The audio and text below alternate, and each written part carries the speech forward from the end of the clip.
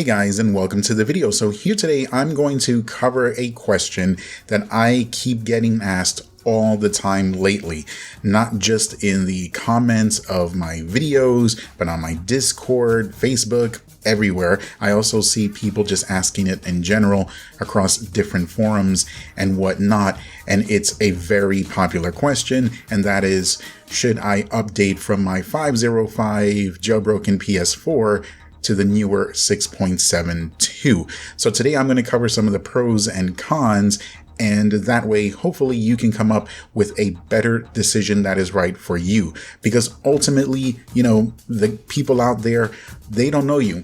Only you know you. So you know what is best based on your wants, on your needs, on your desires, on your preferences, whatever the case may be. Nobody knows that better than you. So if we lay out some of the pluses and minuses, then hopefully that'll help you make a better decision. Anyway, before we get started, don't forget to make sure you hit that like button. As usual, you guys have been doing an outstanding job. And again, I just can't express how grateful I am for all of your support. Thank you guys. Much love to everyone out there. Now let's go ahead and get started. Okay, so here's how this is going to work. I'm going to cover a few key points in the argument of going from 5.05 to 6.72. We'll spend a little bit of time on that point, and then when I'm done, I'll go ahead and move it into the appropriate box, whether it's a pro or con or something that's neutral. In this case, if it goes in the pros box, that is an argument in favor of updating to 6.72. If it's something that falls in the cons box, then that is something that is in favor of you staying on 5.05. And if it's something that's neutral, ultimately that means it's up to you which way you want to go. Now, this is based on not just feedback that I have seen and I've gotten from a bunch of different people on Discords and my comments that I've seen in the forums, but also on my hands-on experience. Since the very first exploit came out, I've been using the various different exploits and payloads and things like that on 4 different PS4s, 2 Pros, 1 Slim, and 1 Fat, as well as various payloads and homebrews and whatnot. So whenever I put something into one of these boxes is based on hands-on experience, as well as all of that feedback and from what I've seen that's out there. Okay, so let's start with probably the most important thing that people consider before updating to 6.72 from 5.05, and that is the stability. All right, so we all know how stability is with 6.72 and how far it's come in a short period of time. What it was when it started, which was something that was pretty much unusable, then it went into being something that was, you know, kind of okay or acceptable, to the latest incarnations, and what we have now is something that is good to, I think, very good, somewhere in that range. It is not on the level of 5.05 just yet.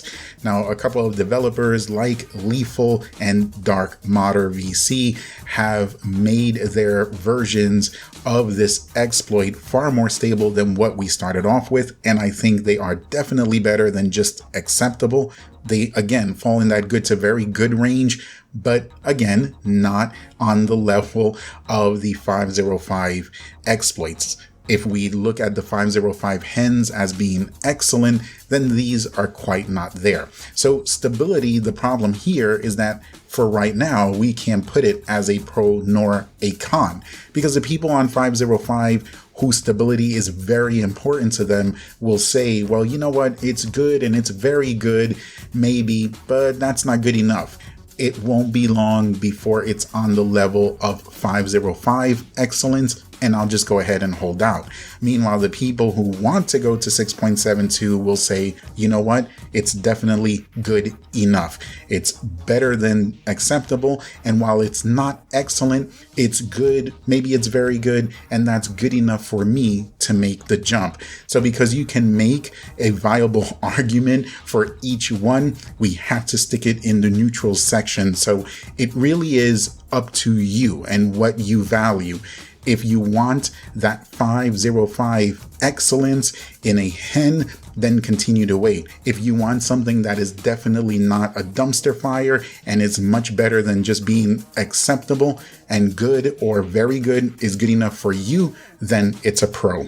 Alright, so next let's talk about games. This is another big deal. Now the thing with this is that we've seen that many games have been now backported to work on 505, although there's quite a few out there that still haven't been converted. However, if you have hardware like a PC, you can just do this yourself quite easily. Now there's no 100% guarantee that backporting will work on all games. It should work on most, but there are some that it will not work with. And if you come across a fake package file that is 6.72 and you're on 505, you won't be able to use it. However, 672 doesn't have any of these problems. Pretty much any fake package file that you come across, you'll be able to play it. You don't have to, use any hardware to convert it or downport it or anything like that. You find it, you get it, you play it, and you're done. So here the advantage clearly goes to 6.72, so it goes into the pros category. Next are apps and homebrews, and when it comes to those, pretty much all of the major and important ones have already been updated. Your FTP payloads, your database backup and restore, the update blocker, and all of those that are important to the end user already work on 6.72, and they work just fine. Now they may be a couple or a few minor ones here and there that maybe haven't been updated yet. There might be ones that people either rarely use or just don't use at all, but the meat and potato ones, at least from an end user standpoint, the ones you'll be using, the most and more often, those have all already been updated and they are ready to go. So because of that, that will definitely go into the pros for 6.72.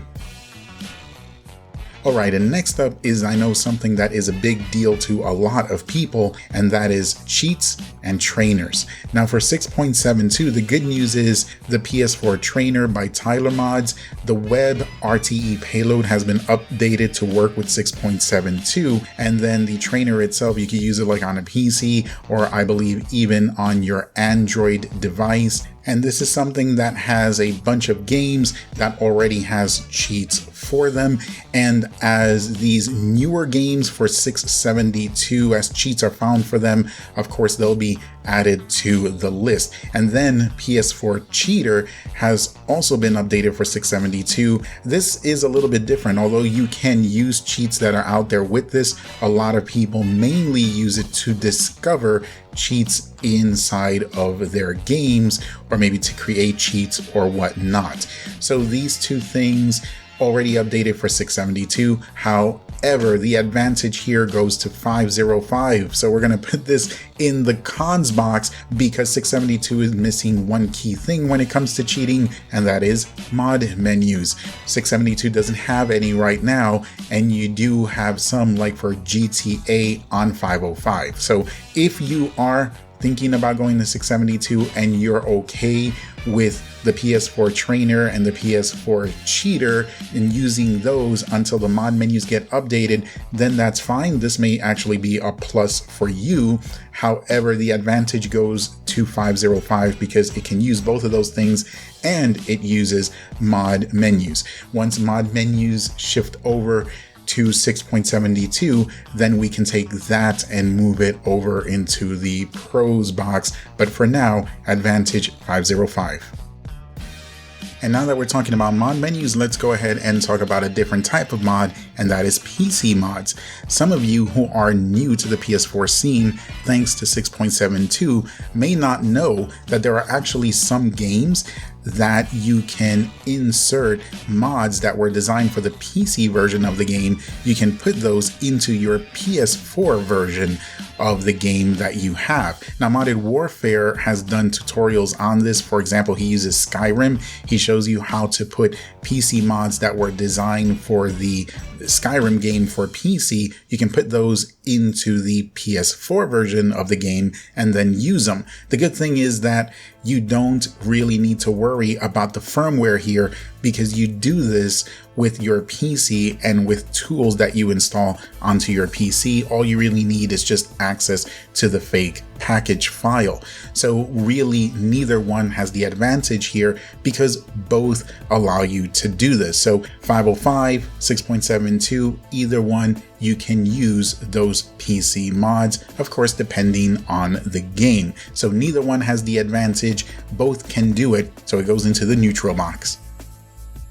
Okay, next up, let's talk about something that some people may not even consider before they go into 672, and that is rest mode. So on 505, when you use the exploit and then, you did the things you had to do, if you go into rest mode and then wake up, usually your PS4 was fine.